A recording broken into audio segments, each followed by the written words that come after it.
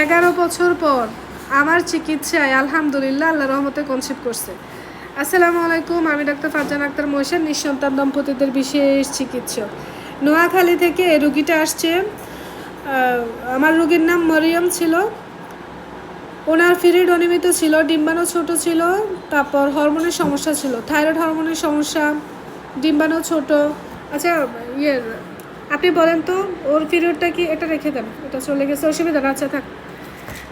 মরিয়মের পিরিয়ডটা ওষুধ খাওয়া ছাড়া হতো? না, ওষুধ খাওয়া লাগতো। ধরুন 3-4 মাস পরে হয়তো হইতো ওষুধ না খাইলে, 3 মাস 4 মাস 5 মাস 6 মাস এভাবে এক সময় হইতো, না হলে ওষুধ খাওয়া লাগতো। 5-6 মাস পর কখনো হতো, কখনো ওষুধ ছাড়া হতো না। আচ্ছা ঠিক আছে। আমার কত মাস চিকিৎসা নিছেন? আপনার 1 মাস চিকিৎসা নিয়েছে। 1 মাসের চিকিৎসা নিয়েছেন। আচ্ছা আপনার বিয়ের কত বছর? আমাদের বিয়ের 11 বছর। 11 বছর, অনেক ট্রিটমেন্ট নিয়েছেন আপনি। ও আচ্ছা, একটা কথা, উনি কিন্তু আইওআই করাইছেন। কয়বার করেছেন? 2 বার। আইওআই 2 বার করাইছেন। আপনি একটু জোরে কথা বলেন যাতে পয়েন্টসটা আসে। ওনারা কিন্তু আইওআই করাইছে 2 বার। তারপর আমার 1 মাসের চিকিৎসায়, আমার 1 মাস চিকিৎসা নিলে যে হয়ে যাবে বিষয়টা এমন না, কিন্তু ওনাদের ভাগ্য ভালো 1 মাসের চিকিৎসার আওতায় হয়েছে। নাকি 1 মাসের চিকিৎসা নিয়েছেন? 1 মাসের চিকিৎসা। শুধু মরিয়মের প্রবলেম ছিল তা না, ওনারও প্রবলেম ছিল। ওনার শুক্রাণুর সমস্যা ছিল, কম ছিল। ওনাকে, মরিয়ম এবং মরিয়মের হাজব্যান্ডকে, আমি দুজনকে একসাথে ওষুধ দিয়ে দিছি। আলহামদুলিল্লাহ, এই তো এখন উনি আসছে বাচ্চা ধরে রাখার ওষুধটা নেওয়ার জন্য।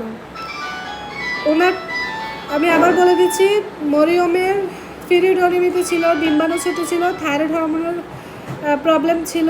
ওনার পূর্বে অনেক চিকিৎসা নিয়েছে, 2 বার আইইউ করাইছে, এবং ওনার হাজব্যান্ডেরও প্রবলেম। ওনার হাজব্যান্ডের শুক্রাণু কম। আমি শুক্রাণু বৃদ্ধি হওয়ার ওষুধ দিছি 1 মাসের, আর মরিয়ম কনসিভ হওয়ার 1 মাসের ওষুধ দিছি। আলহামদুলিল্লাহ আমার 1 মাস পরেই ওনার ওয়াইফ কনসিভ, 1 মাস ওষুধ খাওয়ার পরে ওনার ওয়াইফ কনসিভ করছে। আল্লাহর কাছে লাখো কোটি শুকরিয়া।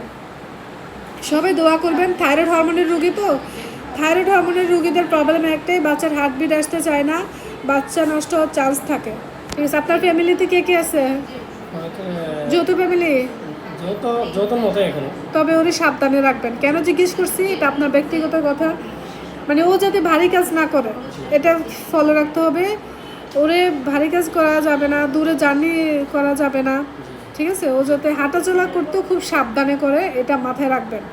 ওই অনেক বছর, বিয়ের 11 বছর পর আপনাদের সন্তান হইতেছে, আল্লাহ যাতে সুস্থভাবে দুনিয়াতে নিয়ে আসে, আপনারাও সাবধানে থাকবেন, ওরে সাবধানে রাখবেন। আপনি তো দেশেই থাকেন? বাইরে থাকি এখন, প্রবাসী? একবারে চলে আসছেন? আচ্ছা যাই হোক, তাহলে তো দেশে আছেন, আপনি ওরে দেখে রাখবেন। মানে ওর বাড়ি, যৌথ ফ্যামিলি তো অনেক সময় প্রবলেম হয়, প্রয়োজনে ওর কাজে আপনি হেল্প করবেন। ইনশাল্লাহ এতটুকু তো করাই যায়। সামান্য স্যাক্রিফাইস না করলে তো আর ভালো কিছু পাওয়া যাবে না।